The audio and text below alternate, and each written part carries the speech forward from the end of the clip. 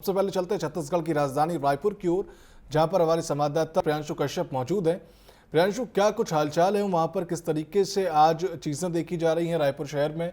आज मुख्यमंत्री सीएम साय चूंकि कृषि मंडपम जाएंगे, कृषि वृद्धजन जो समारोह हो रहा है उस पर क्या कुछ अपडेट है?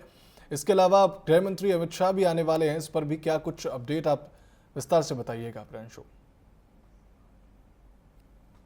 बिल्कुल, देखिए मुख्यमंत्री विष्णुदेव साय जो कृषि मंडपम के कार्यक्रम में वो शामिल होंगे और इसके बाद केंद्रीय गृह मंत्री अमित शाह 4 अक्टूबर को छत्तीसगढ़ दौरे पर रहेंगे। वो दशहरा कार्यक्रम में शामिल होंगे और 3 अक्टूबर को छत्तीसगढ़ आएंगे और उसके बाद 4 अक्टूबर को मुरिया जो जनजाति की तरफ से जो दशहरा कार्यक्रम मनाया जाता है उसमें शामिल होंगे और यहीं जो 3 अक्टूबर को वो बैठक भी ले सकते हैं, क्योंकि नक्सल ऑपरेशन को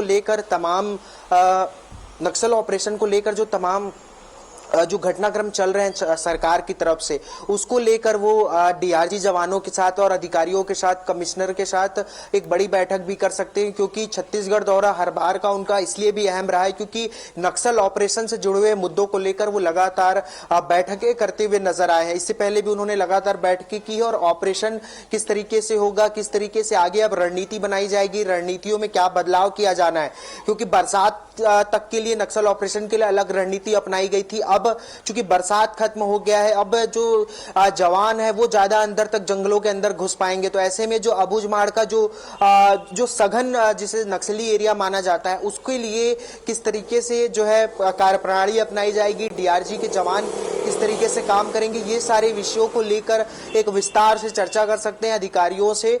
और चूंकि मार्च 2026 ज्यादा समय नहीं बचा है, तो ऐसे में क्या नया रुख अपनाया जाएगा, नई कार्यप्रणाली के तहत अब नक्सल ऑपरेशन को अंजाम दिया जाएगा, ये सारे विषयों को लेकर वो चर्चा कर सकते हैं। और साथ ही साथ दशहरा कार्यक्रम में जो बस्तर का दशहरा पूरे देश भर में प्रसिद्ध है, तो उस कार्यक्रम में भी वो सम्मिलित होने पहुंचेंगे। लेकिन 3 अक्टूबर को छत्तीसगढ़ वो पहुंच जाएंगे और 4 अक्टूबर को जो है दंतेवाड़ा पहुंचेंगे।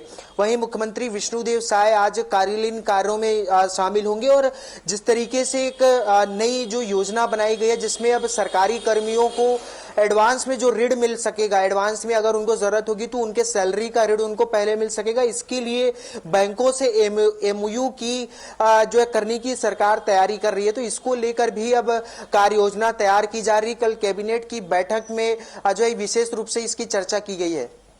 प्रियांशु, मैं बस यही आपसे सवाल पूछने वाला था कि कैबिनेट की कल जो बैठक हुई इसमें क्या क्या अहम निर्देश दिए गए, किस तरीके की चीज़ें सामने लेकर कर आई, क्योंकि मुख्यमंत्री जो है आज कार्यालयीन आपने कहा कि कामों में बिजी रहेंगे और सारी चीज़ें सामने निकल कर आएंगी। आपको क्या लगता है कि इसके बाद कुछ ऐसे अहम निर्देश या कुछ ऐसी योजनाएं आ सकती हैं जो कि जनता के लिए बहुत लाभकारी सिद्ध होंगी?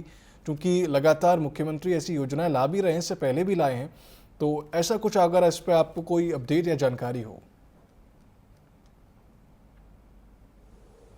बिल्कुल, देखिए एक बड़ी सूचना यह है कि 10वीं और 12वीं कोई छात्रा अगर सरकारी स्कूल से वो पढ़ती है और उसके बाद अगर आगे की पढ़ाई वो जारी रखना चाहती है कोई भी कॉलेज के माध्यम से, तो 30,000 रुपए उसे आगे की पढ़ाई के लिए दिए जाएंगे। ये जो है अजीम प्रेमजी फाउंडेशन के द्वारा ये स्कॉलरशिप की शुरुआत की गई है जो छत्तीसगढ़ की सभी छात्राओं को मिलने वाला है।